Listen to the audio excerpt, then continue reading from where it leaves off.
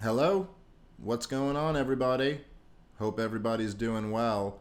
I want to just give this thing a second to make sure that the audio's working because I had some trouble with the last video.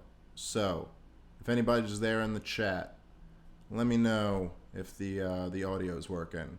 What's up, buddy? Happy Monday. How are you, Anarchy Seeds? I don't usually interact with the chat much, but I'm gonna start doing that more.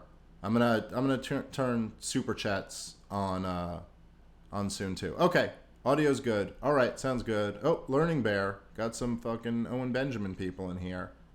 God damn, I try to not curse as much on these YouTube videos, but I can't help myself.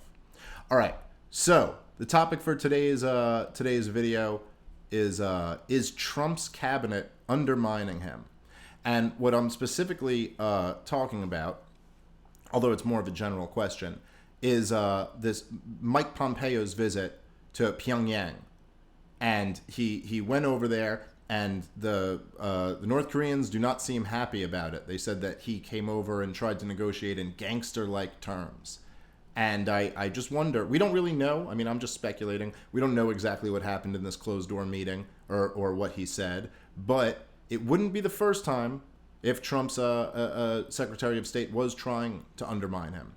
And now, if you remember, of course, Donald Trump was opposed by the Republicans all the way through the election. Like, the Republican establishment did not care much for Donald Trump. In fact, the first debate question that was answered was they asked if everybody they just asked if every candidate would pledge to support whoever the eventual nominee was, and to promise that they won't run an independent campaign.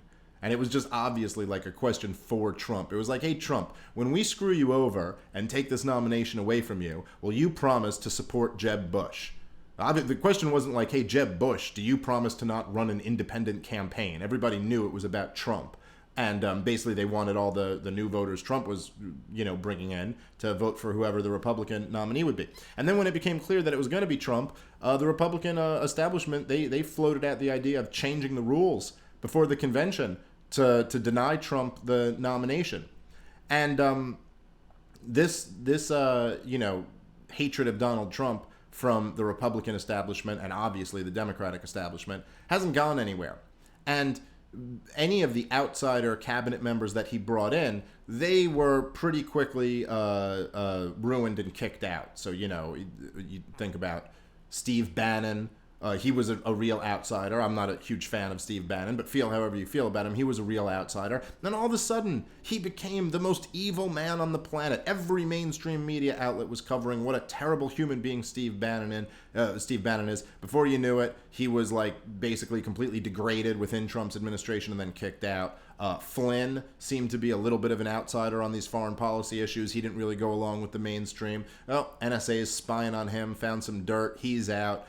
One by one, they everybody who was like against the war in Syria all seemed to be kicked out. And then next thing you know, Trump's bombing Syria, and the mainstream media is praising him for it. So, that's by the way the irony with the whole anti-Trump hysteria is that it's like everything that's truly terrible that Trump does, he faces no criticism for, like nothing. What do you see on how many people on the mainstream media do you see being like, oh my God, Trump sold over $100 billion worth of weapons to the Saudis and they're using it to genocide the people of Yemen?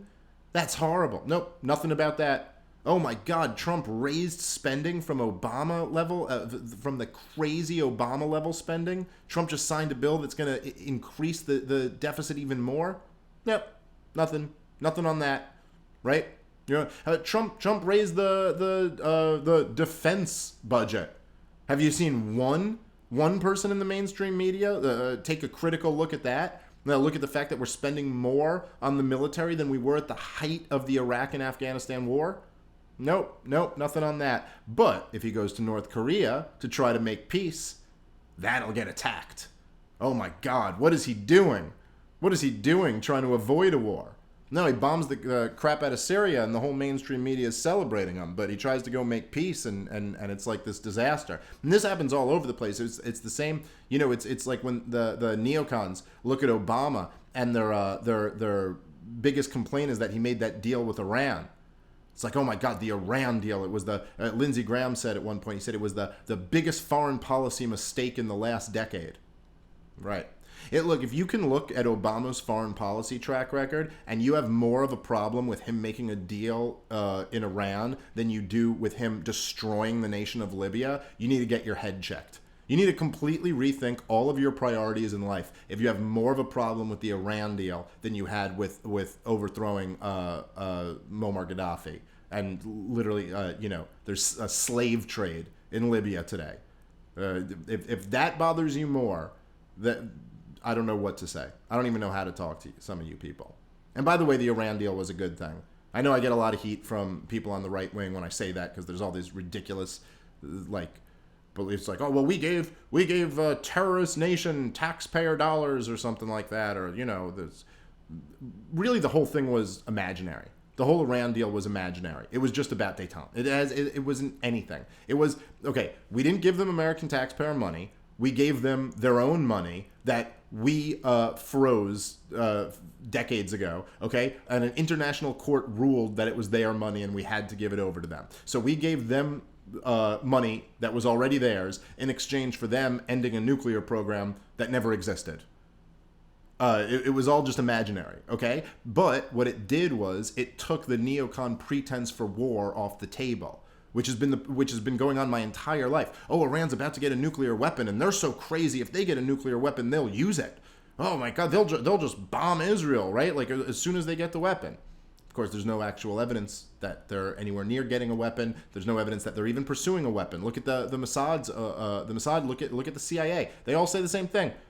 They all say there's no evidence of it. But whatever. So somebody makes a deal with another country, and that's the worst thing in the world. And likewise with Donald Trump going over and sitting down with North Korea, this was a great thing. It was a great thing to do. And of course, because he did something good, the entire mainstream media has to bash him for it. So Donald Trump, by the way, what they bash him for is like this ridiculous stuff like, oh my God, he said that the North Korean nuclear threat is over. We don't know that it's over. Well, number one, I've never really been convinced that there's any nuclear threat from North Korea at all. But okay, yeah, Trump's exaggerating. Maybe he's exaggerating. He's boasting a little bit. It's really not that different from what every freaking president does, to be honest. But yeah, okay, they overplay what they've accomplished that much. I mean, this isn't anything new. I think Obama bragged that the ocean levels were going to start to rescind when he was elected, right? Like it's not as if this is something crazy. Maybe Trump's a little bit more naked in the way he does it. But anyway, it's like he's not completely wrong. The nuclear threat was basically taken off the table because we're talking to them and we're having relations with them. And last I checked, nations don't usually tend to just bomb a country that they have good relations with. You don't normally just attack your friends. Usually there's like some hostilities before a military attack. I'm pretty sure that's the way it always works. So yeah, he's not even that far off. But now all of a sudden his Secretary of State goes over there and pisses all these guys off because he's sitting there and like demanding immediate denuclearization, which is just like it is. They described it accurately. It is a gangster bully move. Who are we? What right do we have? It's only in this empire mentality that you even think you have a right to just go over to some country and demand immediately that they denuclearize, that they get rid of all their weapons, even though we have way more than they could ever dream to have. And we're the only country that's ever used nuclear weapons aggressively in a war against civilians, by the way, after the war in Europe was already over. No Nazi threat had taken over the world, had nothing to do with that. In fact, dropping those nuclear bombs, I think, was much more about sending a message to Russia than it was even about defeating Japan. But anyway, it's like none of this should even be how this is approached. It should be like, hey, let's be friendly. Let's not be at war. We'll ease up on sanctions if you ease up on the humanitarian rights violations in your countries. Yeah, close down a few of your death torture camps, and we'll ease up on sanctions. That should be the deal. Okay, and like the idea that North Korea poses any legitimate threat militarily to the United States of America is insane. And if this guy was such a madman who wanted to nuke people, he could have nuked Seoul years ago, and he doesn't seem to have any interest in doing that. So I'm really not too concerned. But back to the topic of today's video. I don't think it's too crazy to wonder, to ask yourself if Trump is actually being undermined by his own cabinet. Look, the last Secretary of State that Donald Trump had, who he got rid of, right? Tillerson. Donald Trump came out and said, in no uncertain terms, that we're not in the business of regime change in Syria, that we're not there to overthrow Assad. We're there to just finish off ISIS, who's already basically been largely degraded. They have, like, you know, ISIS has been getting their asses kicked, by the way, mostly by the Shiite Muslims, and with some help from Russia, a little bit of help from America. But ISIS has been getting destroyed for the last couple of years, and Trump basically said, we're just there to finish off ISIS, and we'll be leaving soon. And then Secretary of State Rex Tillerson comes out and says, we're staying in Syria, and that regime change is one of the goals. He had like this list of all the different things that we're going to look to accomplish in Syria, and one of them was ousting Bashar al-Assad. Now, this was a major, major story that the entire mainstream media ignored. Here you had a Secretary of State undermining the commander-in-chief about what the mission was in a war. He's not even the freaking Secretary of War, or Secretary of Defense, as we call it these days. He's not even the defense secretary. This guy's the Secretary of State, and he just undermined the commander-in-chief about a military operation. Okay? And oh, by the way, he was axed, like, shortly after that. No one in the mainstream media seemed to think this was an interesting story. And if anyone even talked about it, it'd be like with the air of like, oh, Trump can't even get his own cabinet together. What a buffoon Donald Trump is. But maybe the more interesting story there is that people are actively trying to undermine the elected president, the commander-in-chief. And I just wonder, when you see Mike Pompeo over there seemingly undermining the peace negotiations, I don't know. I think it's interesting enough to wonder what's really going on here.